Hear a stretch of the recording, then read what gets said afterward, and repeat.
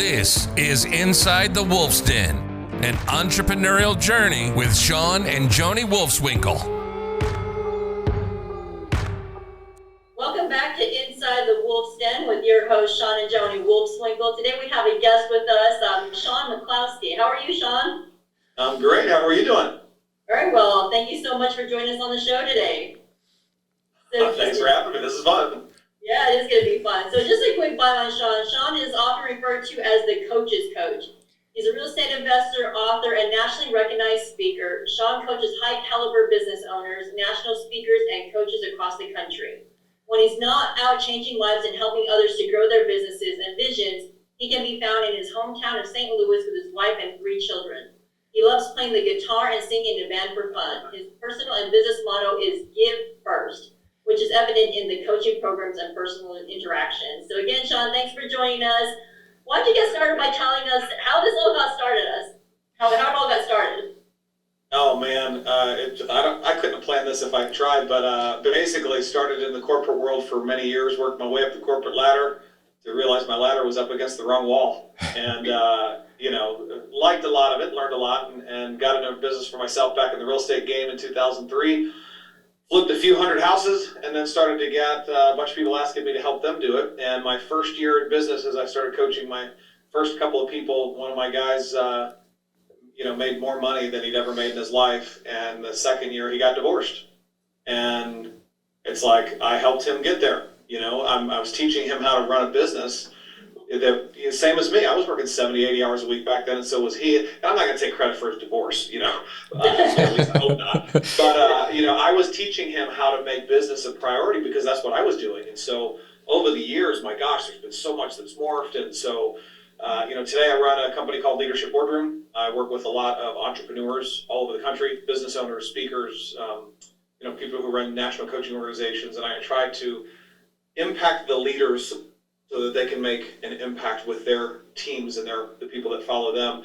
And quite frankly, to get back to what's important, which is personal vision, business vision. And what I've found is most people don't have either of those. If they've ever done any vision work whatsoever, it's not really dialed in. And most people's lives get the back seat for what's left over when all the business is done, which, as you and I know, it's never finished. The to-do list is never down to zero. And so I just try to help people get back to what their priorities in life, what they said they wanted them to be before they made work the priority all the time. So that's about as fast as I could wrap up, 20 years worth of being in business. No, and we appreciate that. We were one of your students and appreciate the friendship and, the time that the year we spent with you and working with you. And so I have a ton of questions to ask you on this podcast and get into it. But just for the listeners, can you dive a little deeper?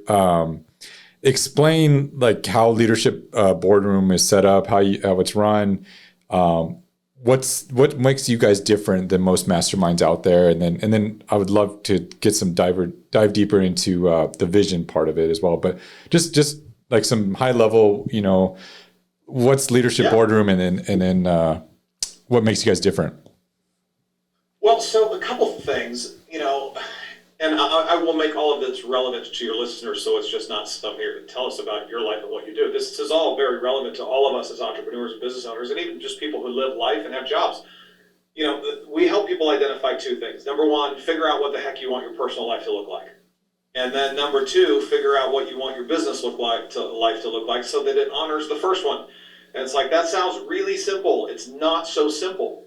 Well, let me correct that. It can be simple. It's not easy to pull off, correct. Right? Yes. And you got all these aspects of life that you want to live and experience and become.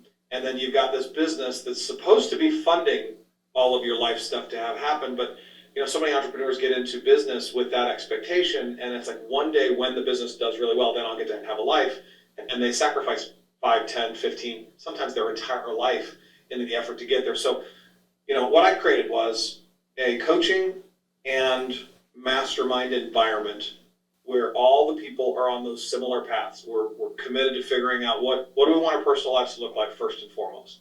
And that sounds simple until you sit down and start doing it. It's not easy.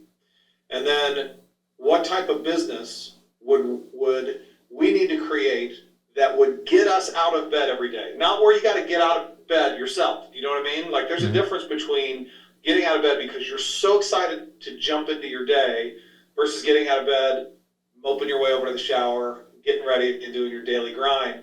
Those are two completely different lives. And so how do you figure out what your role in that business looks like so that you can love what you do for business and it makes really good money to fund all of the stuff that you say you want your life to be about too. So I coach a lot of high-level entrepreneurs, and then we mastermind together 3 times a year because I get these small groups together. Most masterminds today, what I found is, there's 100 or 200 people in a room, and that's not the original purpose of a mastermind, according to the Think and Grow Rich books, which was where I learned about it first many years ago. A mastermind is a small group of people that are people who are pushing each other gently and lovingly, and sometimes not so gently, to move forward towards a common goal. And so our common goal is live our personal visions, live our business visions. We've got 15 people in the room that help each other do that, and a coach who runs it. I now have 5 coaches that operate under Leadership Boardroom also. So we're not a huge organization by any means, but the impacts that this make on the people and then the message that they share out from there.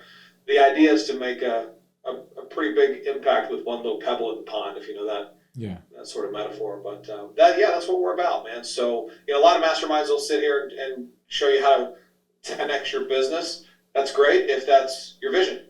But for most people, what I found is that there's these sexy keywords like scaling and, growth and all these that sound really crazy, but it's not for everyone. It's not everyone's vision, but these are some of the hip words today that everybody thinks they want, but not everybody actually wants that. And so I help them figure out what it is that they actually want and then come up with a game plan on how the heck you're going to get there. Yeah. And it's so true. And definitely scaling and bigger is not always better. And I think that's one thing that you helped us figure out. And I remember one of the first conversations that you had, you like challenged us and you're asking us our goals. And at that time it was very, very business focused and very business driven. It was like, we want to hit this many deals next year. And you're like, why? Why do you need to do that many houses? Why do you need to do that volume? And there was not a really good answer other than, well, that's what you're supposed to do, right? You did 150 last year. Let's do 200 this year. Because it's sexy. But it comes with a lot of stress and a lot of other things that come with it that don't always aren't the things that you're trying to accomplish either in your personal life or sometimes in your business life. So I think that was the big I'm glad takeaway. you said that real quick, Shaun. Perfect example of that. Some of the guys and gals in the real estate space that I know that are going through, and let's say they're flipping 200 houses a year, they're actually making less than some of the guys and gals I know that are flipping 20. Yeah. It's like you start getting bigger and now you need more staff and more overhead and you're doing more marketing to keep that momentum going. And that's not a bad thing if that's what you want. But to your point, just because you're doing more doesn't mean it's better. You want to work on doing more. Why don't you create more margins before you grow to scale more? You know what I mean? Yeah. Like, have you maximize profit on all the business stuff that you're already doing before you go try to add a whole bunch more to what you're already doing. And usually when I start digging deep, the answer to that's no. They haven't maximized what they're at, but it sounds sexy to do more. Yeah. So, Yeah. Absolutely. not always the right answer. Yeah. So I know, can you explain, I think there's power in this small groups that you put together, and you're very intentional on how you, I think, put the people together, or the people that you accept into a room, and good relationships, good friend people we still know today, and same sphere of influence. But how do you go about doing that? Like, how you pick those environments for certain people, and then how is a small group like that holding everybody accountable so important for both personal growth and business? Question. Yeah, that's a vision question, and I love it because here's what I will tell you.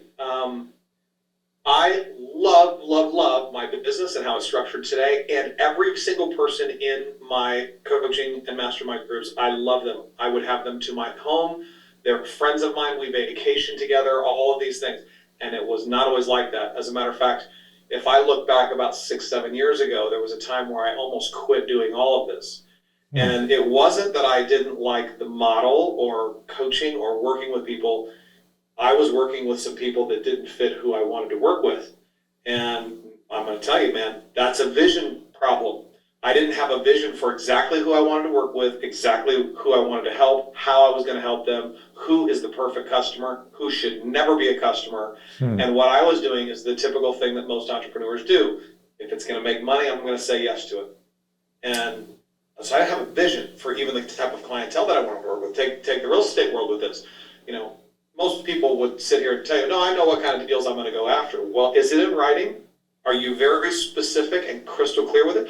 And do you have something if an opportunity comes your way, do you have a document now that you can sort of pre-screen this opportunity and say, does it fit all, not some, not most of the aspects of your vision, does it fit all of them? The type of clients that you work with is a really important one, because if I would have woke up 7 years ago, there were times when I didn't look forward to talking to certain students. I hate to say that, but that's the truth. Hopefully we weren't one of them. Yeah. No, not you guys. No, you guys weren't. I've always looked forward to your conversations. Good. However, there was one lady I used to work with, for example, that was uncoachable, would talk the whole time, never listen to any feedback, never do anything we talked about, had a business that did not excite me at all, but she had been a paying customer for a couple of years, and quite frankly, I'm going to sound like a jerk with this, but I did not like working with her. Yeah. And it's not because she's a bad human being. She's fine. It's just I can't help her. I don't feel like I'm making an impact. She doesn't listen to anything anyway. So when I would do a coaching call with her, I would sit there and listen for 45 minutes, and I would say, thank God, time's up, and we got to go. And she'd say, thank you for your help, and I didn't do anything. And that's not fun for me. Yeah. And so, but today, so I came up with this vision of, who's my ideal customer? Who have I worked with in the past that I didn't feel like I was working? What are their characteristics? And I put all of that in one column. I literally wrote people's names down. And I put, what were the characteristics of them that made me love working with them? Well, first of all, they're coachable. They had businesses that excited me. They implemented the things that we talked about. Maybe they needed some help in areas that I felt like I was qualified enough to help them. All of these things. Then I came up with a middle category of people that were just okay to work with. And I came up with their names, and I was like, what are their characteristics? Why did I just kind of enjoy working with them, but not really? And then who are the people that sucked the life out of me, right? I didn't mention this before, but that woman, when I knew something had to change, I was on a coaching call with her one time. I hate to admit this. I fell asleep on the call, and I woke up, I don't know if it was 5 minutes later or 10 minutes later, and she was still talking. Yeah. And she didn't even know that I fell asleep. And I was like, I want to kill myself right now. I don't care how much she's paying me. I can't take this anymore. And so from then, that's where this vision came from. Today, I only work with the people who are in the I love them category. And I'm going to tell you, man, the difference in how much I enjoy what I do today is night and day. I literally hang out with people who I consider my closest friends on earth. I help them with their stuff. I put them in small rooms with other people that I love that much, so they all love each other. And it's the coolest thing I've ever seen, and I get paid for it. I can't even ever fathom getting paid for something so much fun in my life, all because it started with a vision. Yeah. And of course, that didn't happen overnight, but that's how this vision stuff works. You get to decide whoever you want to work with. You can. You don't have to just take a deal or money from somebody just because it's dough. You might need to for a very, very short period of time just to eat, but you don't have to do that long term, man. There's plenty of people out there that fit into that category that are dying for an environment like this. All I had to do is learn how to market, find those people, turn that into a business, and then you wake up every day, it's pulling you out of bed. Does that make sense? I'm rambling on. Yes. No, that's awesome. Thank you for sharing that. I know building a vision, it is kind of your strength and focus, right? Define how you say life on your terms, and building a business that really caters to your life vision. You kind of go more in deeper on that. Yeah, so I have this little tool that I give people called the Wheel of Life. It's just a little wheel, and there's about 11 different categories on the wheel. And these are things like friendships and finances and your love life and your kids maybe, and all these different categories of life.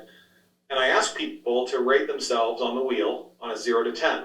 Where do you fit according to what your definition of a 10 is? And so I see these. I just did this. I taught an event last week, a 3-day event. And I walked around the room, I see all these people filling this out. And of course, all these wheels are completely lopsided. It's like maybe business for this person was in at 8 and finances were at a 4, and maybe, friendships were at a 2. And what's interesting is to see entrepreneurs, there's a fun category, like how much of your life is actually fun. It was interesting to see a lot of 0s and 1s and 3s and stuff like that. So is that what you want, And so the vision can be simplified in its simplest form as you identifying what does each of these categories look like as a level 10. That's it. So the Wheel of Life does 2 things. It gives you a snapshot of where you are today in your vision. But more than anything, people think that that's just a gauge of where you are today. What you really should do is sit down and literally write out in each category, what does a level 10 look like? If I could have anything I wanted, I can make up anything I want. This level 10, mine can look different than yours in health, let's say, or in family life, or in love life, or what would a level 10 look like for me? And write it out. Don't just stick it in here. This is what people do all the time, and then they get off track, or they change their mood next week. So you get it in writing. That is your vision. That's your personal vision. And so, again, simple, not easy, but simple. Yeah. Anybody can write out what a level 10 looks like in a few categories. The challenge is, can you dream without filters?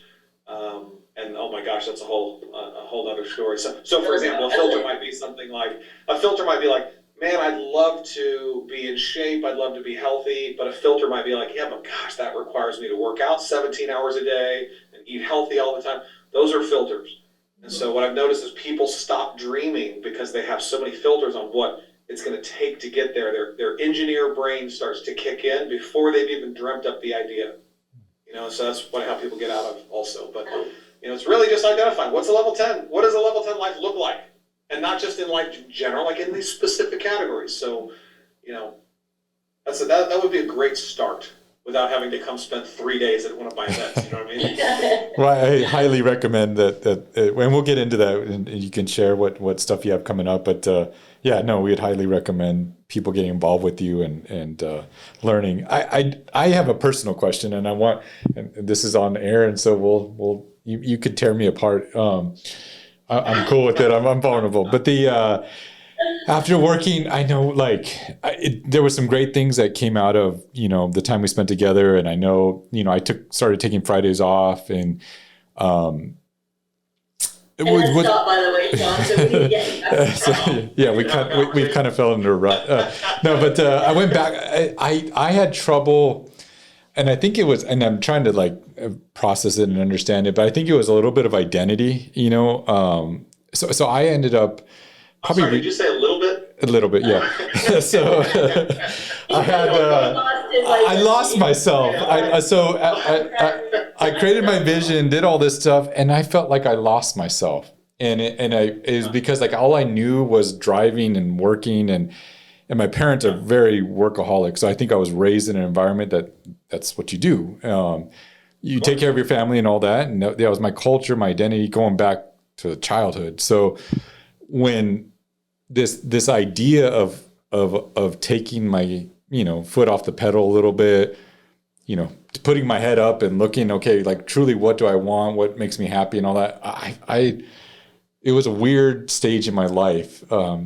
That you caused, and it was all good. So can you maybe provide some insight? Because I can't be the only one that's ever done that. But going through this process of defining your vision and your personal vision, and then there's areas that you want to improve on outside of just work, but then losing yourself, finding that, and I don't know if that makes sense, but Yeah. No, man, you're the only one who's ever done it. No, I mean, this is a common challenge. I mean, and this is where it's like, I ask people all the time, are you living your vision or are you living somebody else's, including could be your parents? Mm-hmm. Do you believe all the things that you've been taught, or it's just you're just so used to it that's ingrained now in who you are?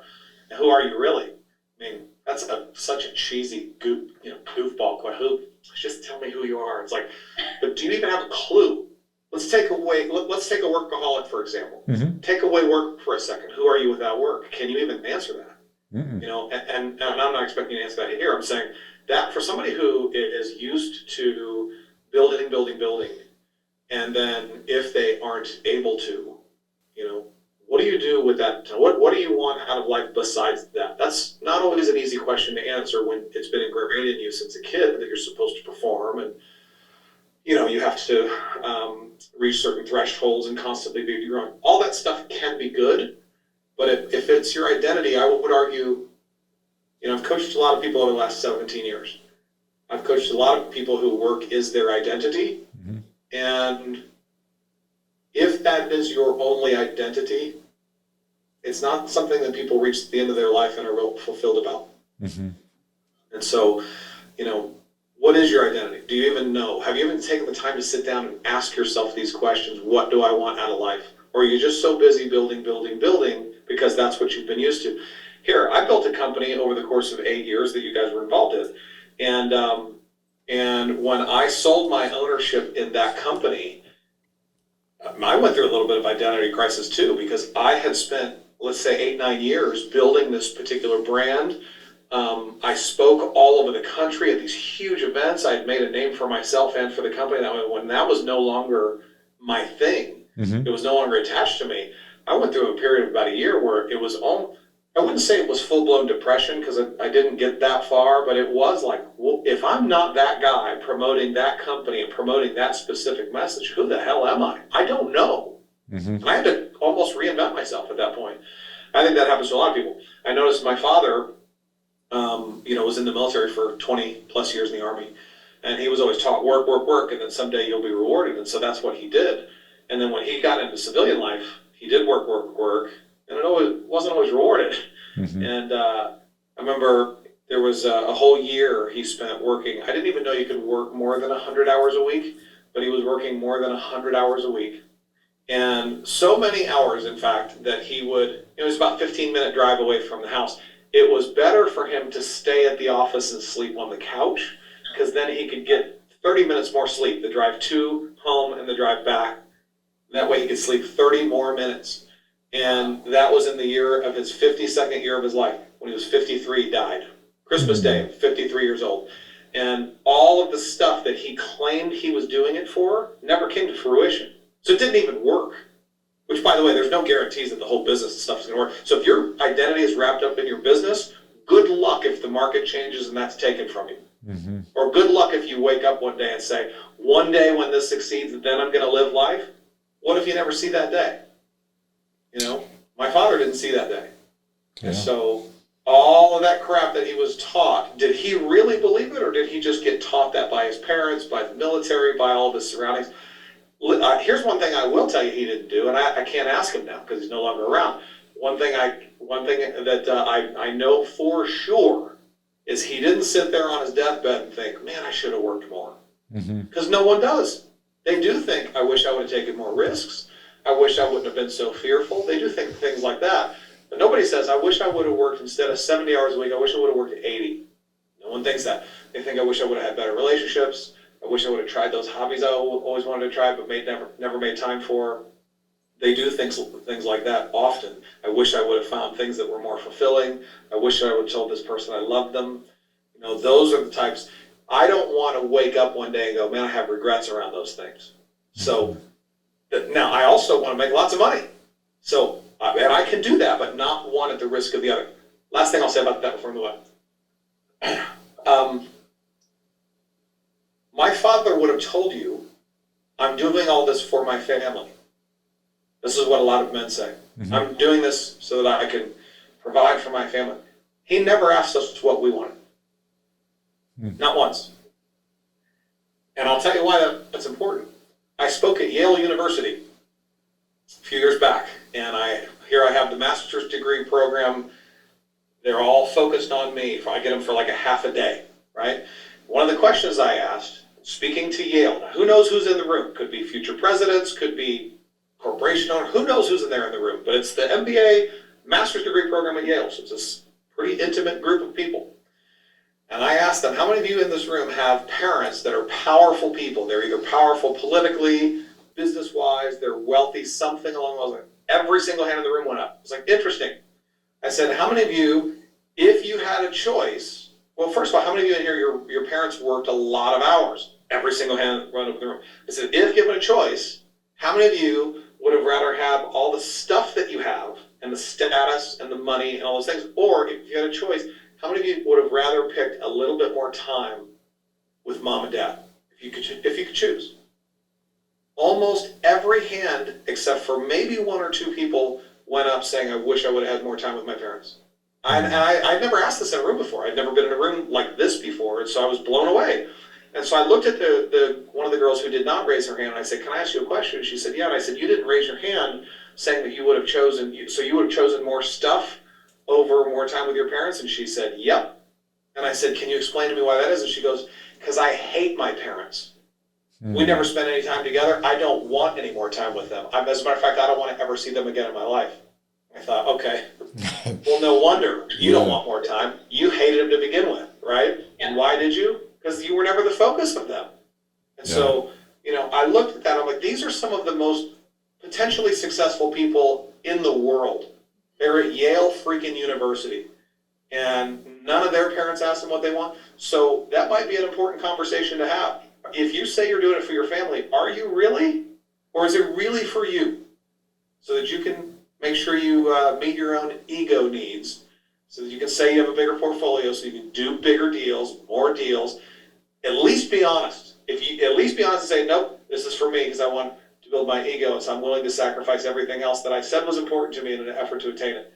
I can respect that, but don't give me some BS lie that says you're doing it for your family when you haven't even asked them what they want. That's very powerful. And that gives me chills. So thank you for that. And no, I think it's something that I think Joni and I, especially after working with you, and our kids were young at the time. I think when we, that year we spent with you, and that was, I don't think I would have found that necessarily with my son, but when we had our daughter, it definitely, she opened my eyes, and I think a girl can change a dad's lives significantly. And so that's something that I think that exactly we really cherish the time. And if you were to, I think we've asked our kids before a couple of times, and that's all they want is time. The money really doesn't matter. But what was I going to ask? Well, and real quick, that's one thing that people say. They use that as the reason not to experience life too. They go, well, I have a friend of mine many years. He goes, well, I said, you've never taken your family on a vacation since I've known you. He goes, well, we've been saving up for like the last 3 or 4 years. I'm going to take him to Disney. And he had little kids at the time, and I said, but how much does it cost you to go to Disney? And he's like, well, with all the kids we have and traveling down, even if we drive and everything, it's going to be 10, 12 grand to go to Disney. And I said, man, camping is $8.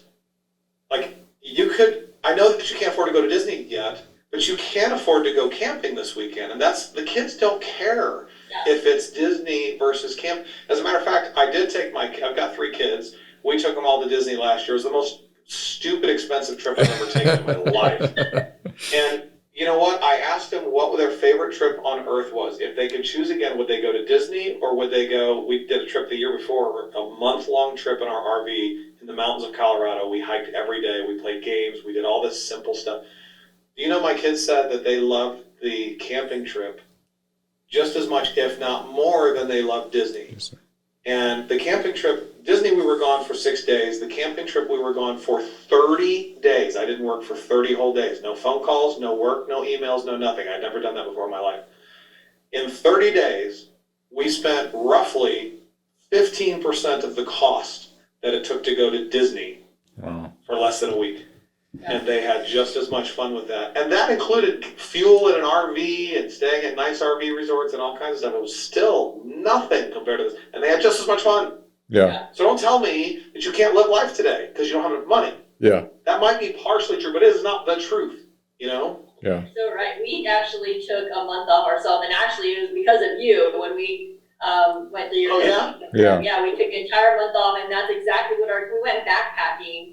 And we also went to Hawaii, and we went somewhere else. But the one thing that they remember was the backpacking trip. They loved it. But it was because Shaun and I, we didn't have phones, we didn't have emails. Yep. It was just totally like one-on-one time with them, and they absolutely loved it. So, to your point, I'll challenge anybody listening to this podcast. You want to see if your identity is wrapped up in your business? Try to take a month off. See what happens. Yeah. Tell me if this happened with you guys. About 2 weeks into it, I almost had a panic attack because I wasn't working and I'd never taken that much time off. I'm like, I don't know what to do. If I have 2 weeks off and no one's calling me, I asked all my students, don't call me while I'm gone, and they honored it. And then I'm like, but no one needs me and I'm not needed and I'm going to come back and my business is going to be ruined. Like, you want to talk about realizing your identity is wrapped up in business. Oh my gosh, man, take a month off. You'll figure that out real fast. Yeah. And it's more us. Yeah. I was having like panic attacks or like withdrawals, and so it was, it was bad. So like fidgeting for my phone, no, just it was bad. But the did it take you the first? For most people that take that kind of time off, most people when they go on vacation, they go on a 4-day long weekend. Yeah. For entrepreneurs that are in their business all the time like this, here's what I found: it takes 3 to 4 days just to relax enough to get present again. Correct. Yeah. And 3 to 4 days. Yeah. That gives you a sign of how busy you're trying to go all the time and all the things. And by the way, I should also mention, and you guys may have experienced this too, at the end of 30 days, I looked at all the things I was getting ready to implement in my business before I left. Like 90% of them at the end of 30 days, I didn't care about them anymore. I was like, I don't even want to do that. Why was I doing that? Because I thought I had to, or because that's what I thought the growth would come. I don't even care about 90% of these things. I changed everything when I got back. It's like amazing what happens when you just chill for a minute. Yeah. And entrepreneurs will tell you that that's not productive time. It is absolutely productive time. It is the most productive thing I did that year. The probably the biggest thing too was when in preparation, because we took 6 months to prepare for it. So meaning anything that was catered to Joni and I or that we were involved in, we had to figure out a process for it. But once we delegated all that, honestly, like majority of the people could do a lot better job than I was doing, and I thought I was the one that had to do it. And but that's an ego check too. I know. Wait a minute, they really don't need me. What am I going to do? That's a good feeling, though. At the same time, but if you were some questions we ask all our guess is, if you were going to start out and starting over in business, what advice would you give them? If it's, let's just take this. So somebody wants to start their own business, become an entrepreneur. What advice would you give them starting today? Oh man, I would say 2 things. Number 1, get your personal and business vision crystal clear. Obviously, I've been talking about that this whole time. Number 2, make sure that first of all, I'm a huge fan of coaching, mirroring, modeling, finding somebody who's already paved the way and copying most of what they've done. However, you got to be real careful with that, because the guy that I started mirroring and modeling in business taught me how to make a business that was just as awful as his. And as a matter of fact, I was about 3 years into my relationship with him, and I got a phone call from him one day where he explained to me, he and I were really good friends at that point. So at that point, we talked about everything together. And he said, man, today was the worst and best day of my life. Made $950,000 today. And I was like, wow, pretty good day. And he goes, and also, my wife called me in the hotel that I'm at, because I haven't been traveling, speaking all over the country. I haven't been home in months. And my wife said, when you get home, the house is empty. Do whatever you want with it. Me and your son are moving on with our lives. You're never here. You say you're doing it for us. And if I looked at your calendar, we are not your priority at all. And so I'm leaving. And the decision's been made, and it's finished, and there's nothing you can do about it. And he cried with me on the phone, and I was like, wow, man. And I'm learning how to run a business from this guy. Like, I was modeling everything he was doing.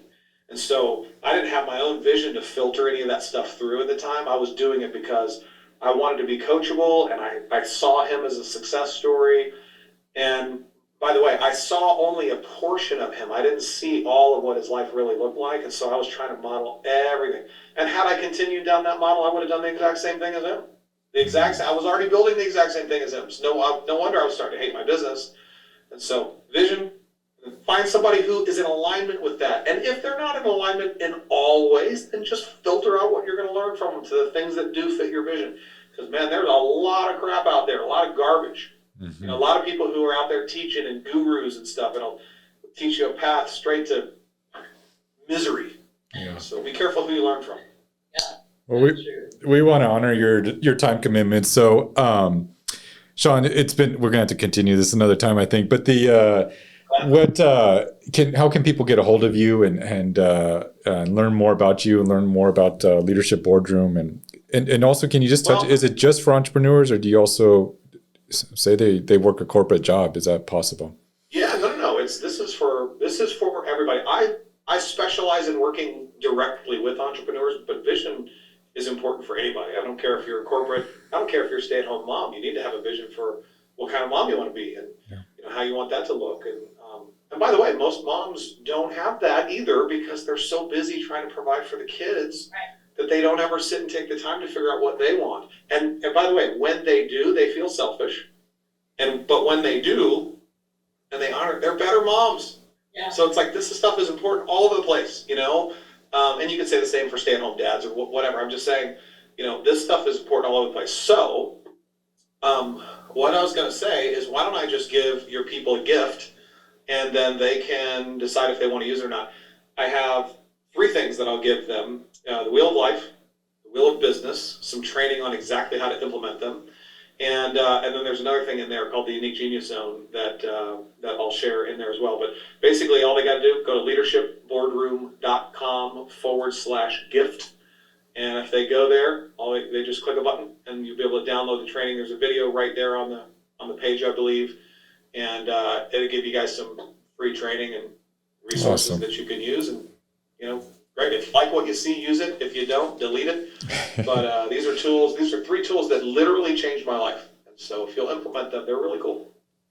Well, sweet. Well, you stand by your motto, give first. So thank you. And we'll put that in the show notes so that people can click on that. And we appreciate this. Again, anything we can ever do for you, please let us know. But we always love spending time with you and hanging out. We need to do this more often.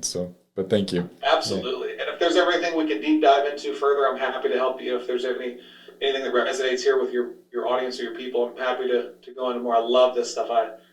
I'm so passionate about it today because I've seen it change people's lives. So thank you guys for doing what you do too. I appreciate it. I miss hanging out with you. Yeah, thank you. All right. Thank you so much, Shaun. All right, we'll see you all. Thank you. You've been listening to Inside the Wolf's Den, an entrepreneurial journey with Shaun and Joni Wolfswinkle. Tons of entrepreneurial podcasts are out there. Talking. But Joni and Shaun are living it every single day. Their portfolio now includes many franchises and medium-sized businesses. We talk about the trials and motivators of successfully running a business. Join us again soon for another podcast. But until then, reach out on the website at InsideTheWolfsDen.com, on Facebook at Inside the Wolf's Den, on Instagram at Inside the Wolf Den. We'll see you again soon. This is Inside the Wolf's Den. We'll see you next time.